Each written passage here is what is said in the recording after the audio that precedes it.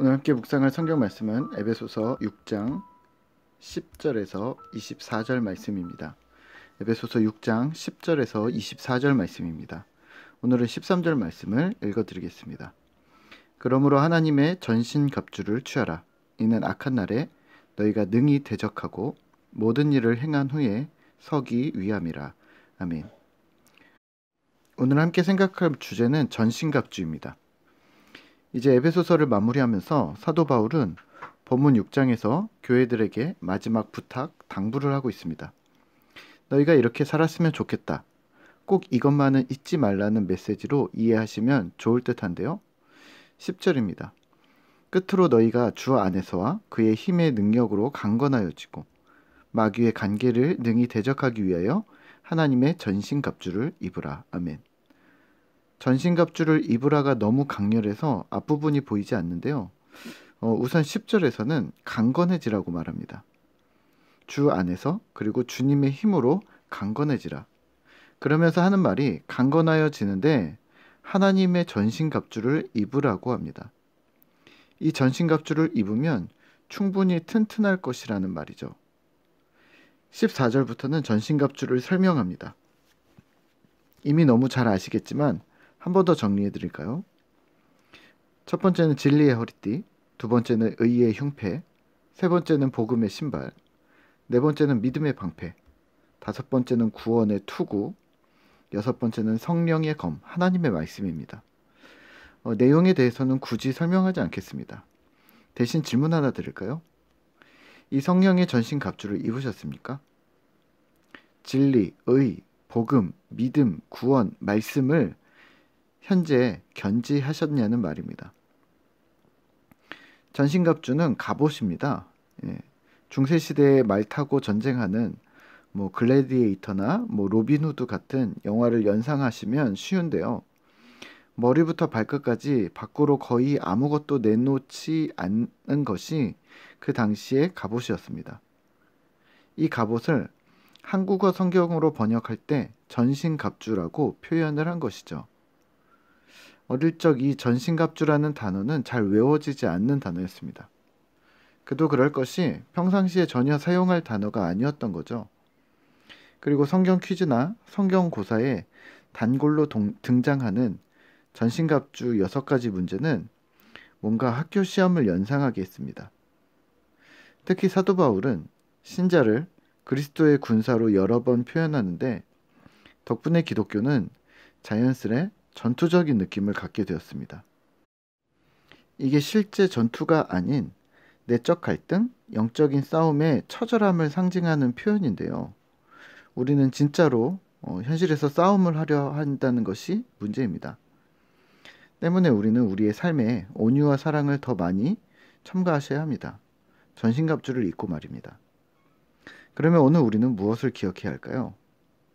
전신갑주를 어떻게 입을까가 초점이 아닌 그 전신갑주를 입고 무엇을 할 것인가, 어떻게 살 것인가에 초점을 맞추셔야 합니다. 오늘 에베소서 6장의 목적은 분명합니다. 신자들은 하나님이 주시는 갑옷을 활용하여 하나님의 능력으로 살아가라는 명령입니다. 그러니까 전신갑주를 입는 것이 목적이 아니라 전신갑주를 입고 입는다면 이러이러한 유익이 있는데라고 말하지만 목적은 분명합니다. 13절입니다. 그러므로 하나님의 전신갑주를 취하라. 이는 악한 날에 너희가 능히 대적하고 모든 일을 행한 후에 서기 위함이라. 악한 날에 능히 대적하고 모든 일을 행한 후에 서기 위함이라.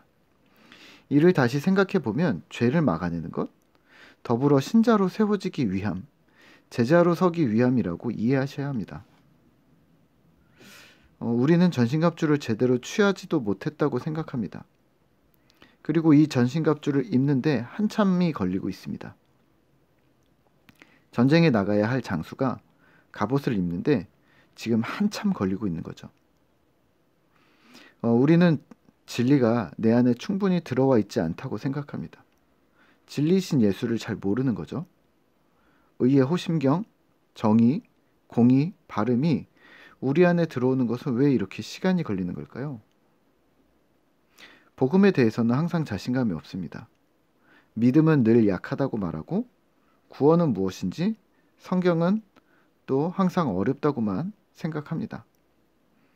그러면 신자는 언제 신앙으로 살아갈 수 있는 걸까요? 실제 군인들은 갑옷을 입지 않으면 전투에 나가지 않으니까 못하니까 현재 소강 상태인 겁니다. 대기 상태인 거죠. 하지만 우리는 갑옷을 입지 못했다는 것은 갑옷 없이 살아가고 있다는 말입니다. 무방비 상태로 말입니다.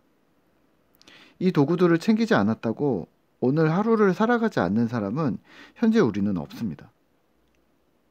기도하지 않아서 오늘 학교를 안 가는 사람 없습니다. 말씀 묵상하지 않았기 때문에 회사를 안 가는 사람 없습니다.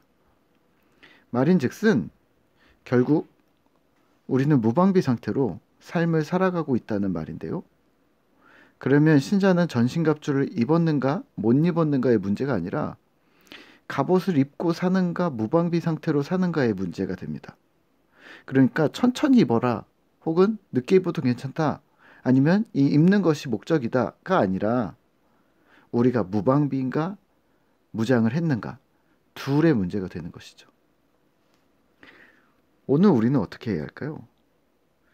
무방비 상태가 되지 않게 하셔야 합니다. 6가지 중에 몇 가지 아니 혹은 하나라도 챙기셔서 내 것으로 삼으셔야 합니다. 부탁드리기는 말씀이 중심 되셨으면 좋겠습니다. 오늘 하루를 살아갈 힘, 험난한 세상에서 우리가 무방비로 노출되지 않도록 지켜줄 말씀을 붙들어 오늘도 하나님의 군사로 이 땅을 살아내는 신실한 신자 되시기를 소망합니다. 함께 기도하겠습니다. 하나님 감사합니다. 우리에게 전신갑주를 주셨고 전신갑주를 입고 세상에 나아가 신자로서 세워지기를 원한다고 하나님은 말씀하셨는데 우리는 전신갑주를 입느라 시간을 다 소요하고 있었습니다.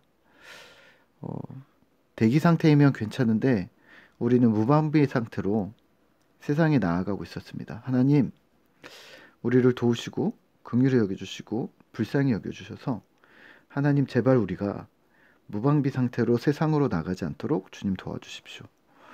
하나님의 말씀을 덧입어 그 말씀에 기초하여 하루를 살아갈 수 있도록 그래서 그 하루하루가 쌓여져서 하나님 큰 믿음이 되어지고 든든한 믿음이 되어지고 하나님 기뻐하시는 삶을 살아내는 그러한 제자로 세워져 나가는 일들이 오늘 하루를 통해 있어지도록 주님 도와주시옵소서. 무방비 상태의 하루하루가 쌓여서 믿음 없는 신자, 흔들리는 신자, 여전히 아무것도 못하는 무기력한 신자가 아니라 하나님 매일매일 하나씩 주님의 뜻을 따라 또 주님이 주시는 이 전신갑주를 따라 하나님 우리가 주님의 제자로 세워져 가는 일들을 훈련하고 연습해 나갈 수 있도록 주님 도와주시옵소서. 오늘도 이 주말에도 주님께서 우리와 함께 하심을 믿으며 예수님의 이름으로 기도드립니다. 아멘.